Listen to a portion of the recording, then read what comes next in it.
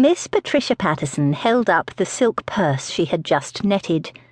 Her governess, Miss Simpkins, smiled indulgently. "Beautiful, quite beautiful, Miss Patricia. You are so clever, I declare. I have never met a young lady who could do so much. Is that not true, Miss Evans?"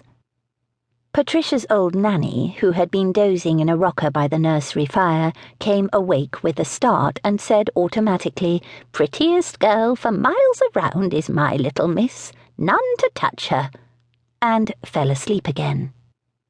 The nursery fire crackled cheerfully, and well-trimmed oil lamps cast a rosy glow over the small room.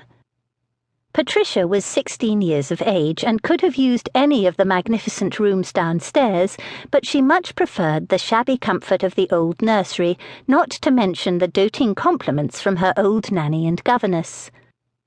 She was a pretty girl, rather on the plump side.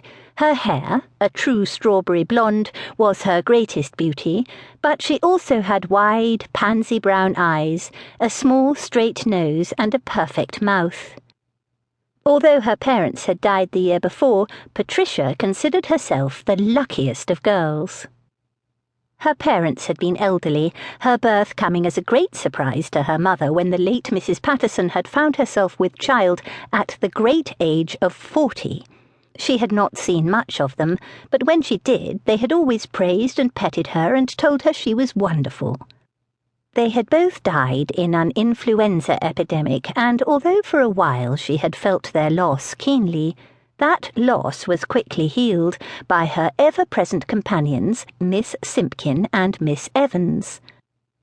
Miss Simpkin had never really exerted herself to teach Patricia very much, and since Patricia detested lessons, they both got along very well.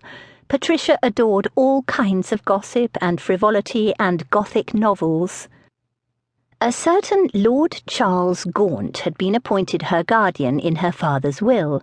Patricia had never met Lord Charles, but her father had often spoken of him, praising him as a young man of remarkable good sense. Patricia thought he was probably a bore. So far, Lord Charles had not put in an appearance. He was to have control of Patricia's home, Burnham House, its estates, and Patricia's fortune until she married. He had written from time to time from the continent, brief notes apologizing for business affairs which were preventing him from returning. As the weeks passed, Lord Charles's letters stopped. Patricia had high hopes they would never be troubled with him. She did not need anyone to find her a husband. There were men aplenty in the county, and lots of delicious parties.